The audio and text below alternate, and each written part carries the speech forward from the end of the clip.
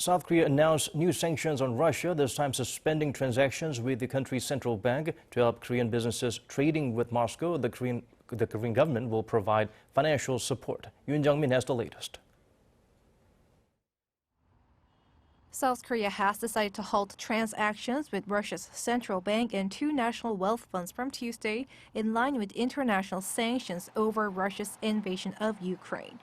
The funds are the National Wealth Fund of the Russian Federation, which supports the pension system, and the Russian Direct Investment Fund, which works to bring in foreign investment.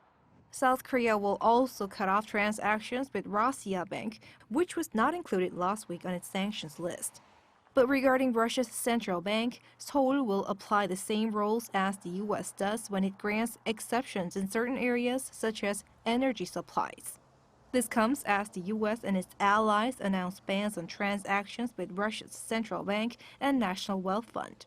South Korea announced last week that it is banning financial transactions with 7 major Russian banks while joining the move to expel Moscow from the SWIFT international payment system. It also has already announced plans to cut off exports to Russia of strategic materials as well as certain non-strategic materials. If Ukraine people will endure a pretty long period of time, then it definitely put the huge burden to Russia, Putin's Russia.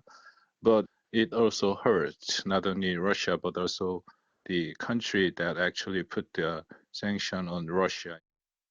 For Korean exporters that might be affected by the sanctions, South Korea plans to provide aid of up to 1 billion Korean won, or some $815,000 US, to firms whose trading with Russia and Ukraine exceeds 30% of their exports.